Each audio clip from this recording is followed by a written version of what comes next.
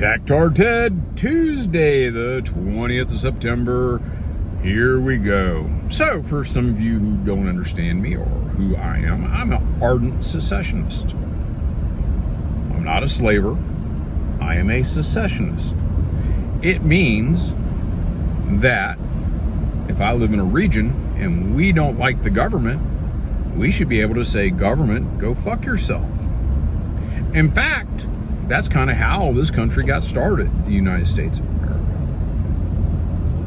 We belonged to Britain. We did. Not so long ago, a couple hundred years back, we belonged to Britain. I guess it's getting on 250, isn't it?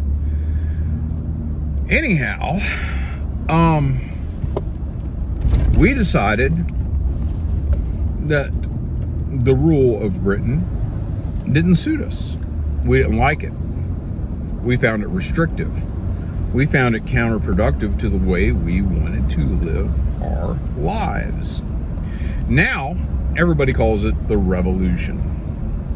It was a secession. We seceded from the English crown. We said, hey, we had enough. We're doing our own thing. And we left. Now, by force of arms, we had to secure that.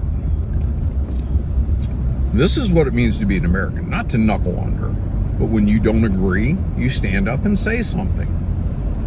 Not to knuckle under and go along to get along. Going along to get along is how we got to 1776. There was too much going along to get along. And I believe in smaller governments. I believe that a government in a smaller region where the people have more say is going to reflect the ideas, the culture, and the beliefs of the people of a region. I'll give you an example. I live in a fairly rural area. We hunt. We use firearms. We do all those terrible things like recreational shooting, hunting deer, hunting rabbits, hunting wild turkey. We hunt. That's who we are. And we believe that we have a right to keep and bear arms. It's in the Second Amendment of the Constitution, on that Bill of Rights, not the Bill of suggestions. Then you have other places like Chicago that's drenched in blood, where they have really, really restrictive gun laws, but yet their inhabitants, their culture is to kill each other, party and raise hell on Friday, Saturday nights. Over the weekend, they rack up a body count. It's like the lottery for them.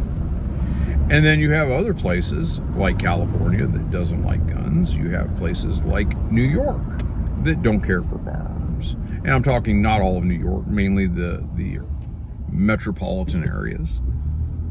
But because of politicians from those areas, they try to ram stuff down federally, because the federal government can only react to the lowest common denominator. They dumb everybody down. They treat everybody like they're stupid. So I've always felt that a government closer to home, with less people involved, are going to be more reflective of the values of those people, and less restrictive and less minutia that applies to other folks that doesn't necessarily apply to you. And we tried that again in the American Civil War. And you had a government who felt that they could tell individual states how to live their lives. The states didn't agree, and you had a war. And the large government won out. Now, we go forward. We have interesting development. We have a little place called Kosovo. Kosovo is part of Serbia. NATO decided that they wanted Kosovo to be independent. They didn't feel that the people in Kosovo were getting a fair shake. So they recognized it, and then they started bombing Serbia for their trouble.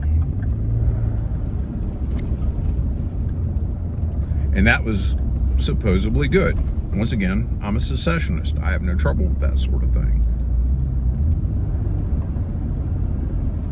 Fast forward, and you have Lugansk People's Republic and the Donetsk People's Republic. They decided the Ukrainian government weren't doing them justice, that they were interfering with their lives and making it difficult for them to survive and live and pursue happiness. And they decided to secede from Ukraine. We didn't dig it. We didn't dig it at all. We wouldn't recognize it. And we allowed the Ukrainians to go in and do terrible things to these people for 8 fucking years. 8 years. Yeah, not 8 weeks, not 8 days, 8 years. There was time to stop it. There was plenty of time to stop it. We just chose not to stop it. Why? Well, a lot of it is because we knew that those folks were ethnically Russian. And we knew if we let it fester long enough and poke the bear enough that Russia would get involved and then we'd have a proxy war. So Russia did for the Donbass what NATO did for Kosovo.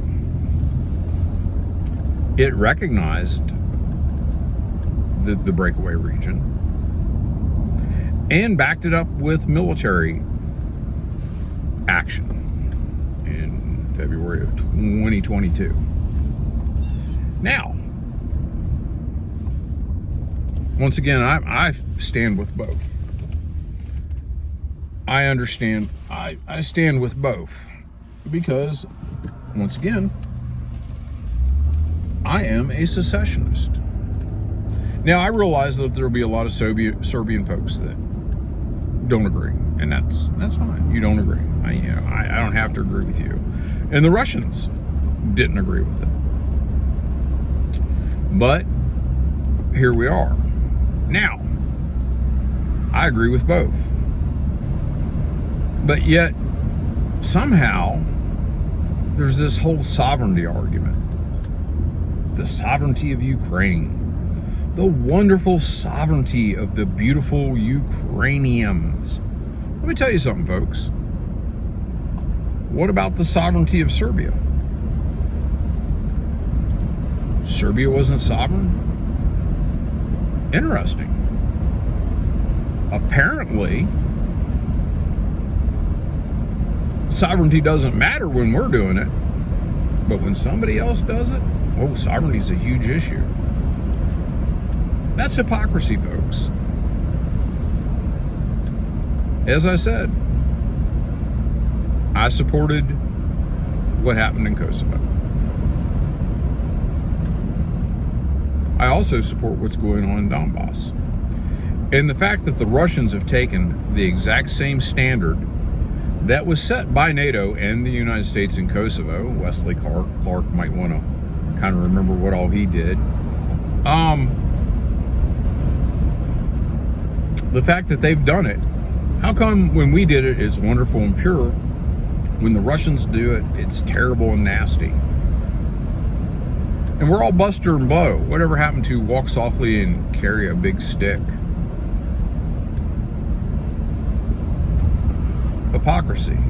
How do we get from a country founded in secession to a country that promotes oppression? Man, I love this country. I don't care much for the government much right now because the government's kind of abandoned everything this country was founded on. They want to be invasive. They have an invasive government. They want to have every little part of your life. They want to see what you're doing on the internet. They want to see what you're doing on your cell phone.